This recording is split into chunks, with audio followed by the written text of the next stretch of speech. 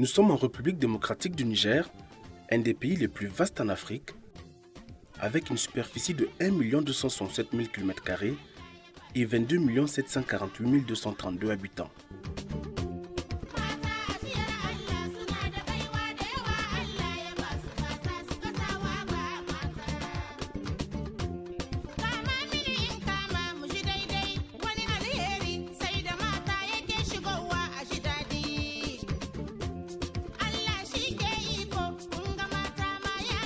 Le Niger, c'est aussi une croissance de la population à 3,9% et un taux d'alphabétisation de 28,40%.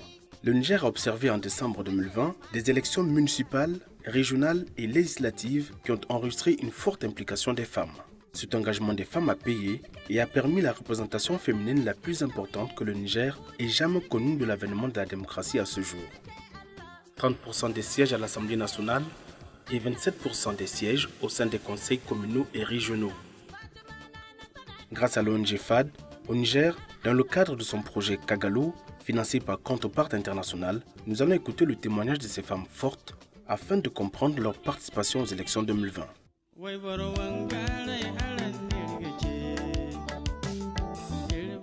Je me présente Madame Issa Kassadou. Je me présente Madame Aïssatou Adamou. Je m'appelle Assanatou Bouraïma. Je m'appelle Zeynabou Soumana. Je me présente Amsou Younousi. Je me présente Fatih Souli. Je m'appelle Madame Ousseini Maïmouna Abdou. Je m'appelle Madame Harouna Fatih Jourilla. Je m'appelle Hajia Salamou Abdou Ousmane. Je m'appelle Madame Saleh Boule Ali. Moi, je m'appelle Mamou Harouna. Je m'appelle Madame Fatih Moro. Concernant les élections de cette année 2020, je dirais Dieu merci parce qu'elles se sont bien déroulées dans la paix, la sérénité et les gens se sont respectés. Les élections passées de l'an 2020 se sont bien déroulées, Dieu merci. Nous n'avons rencontré aucun obstacle.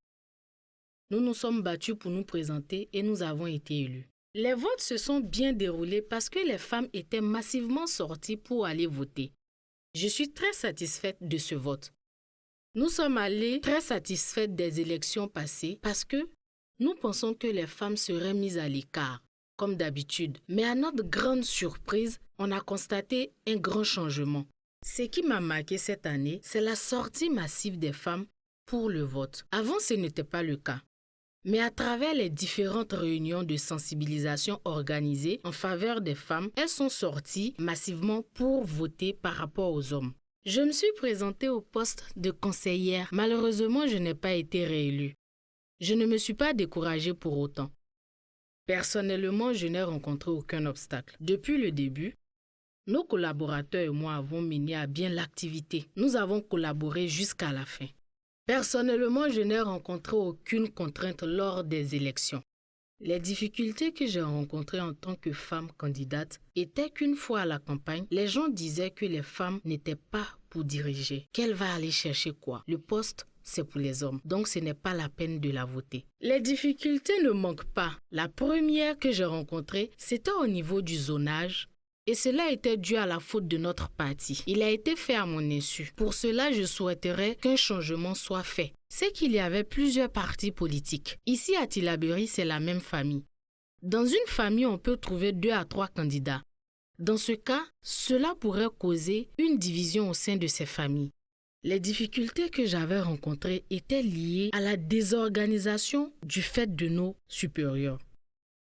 Toute chose mal organisée n'aboutira pas à un bon résultat. L'un de nos obstacles que j'ai rencontrés, c'est que la plupart des femmes lors des élections sont marginalisées pendant la sélection des candidats. C'est l'un des incidents qui lèse beaucoup les femmes. L'autre, c'est le fait qu'on dise de remplacer ou mettre l'homme à la place de la femme. Nous nous sommes battus de toutes nos forces avec courage. Nous avons aussi eu le soutien de nos familles. Nous sommes sortis massivement pour aller vers nos partisans. Ils nous ont épaulés en retour avec persévérance. Nous avons eu l'aide de nos familles, de notre région, avec les gens de notre parti politique qui nous ont accompagnés tout le temps. Nous avons réceptionné tout ce dont on avait besoin. Cela nous a beaucoup facilité la tâche.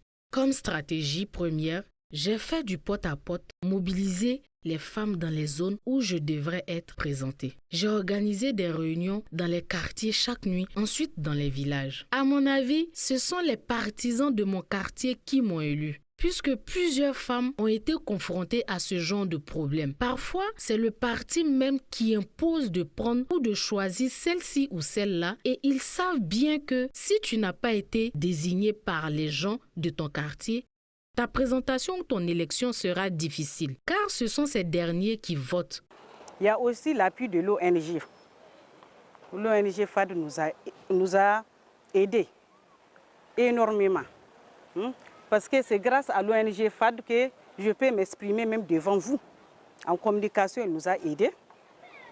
Comment se présenter devant la population? Grâce à Kagolo, on a eu des formations, on a eu beaucoup de renforcement de capacités sur le leadership féminin, la communication, le processus électoral, préélectoral. Vraiment, Kagolo nous a beaucoup aidés.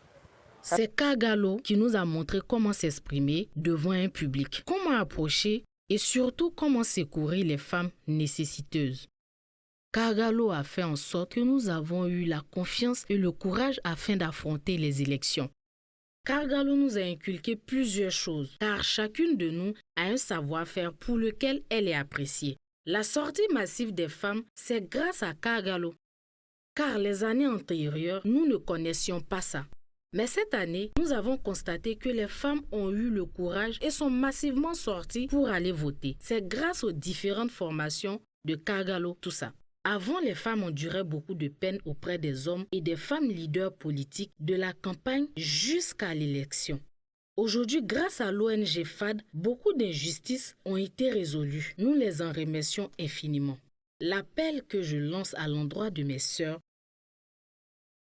c'est de prouver leurs compétences acquises, de ne pas se laisser faire. De nos jours, les femmes doivent s'armer de courage pour lutter. Les femmes doivent s'armer de courage.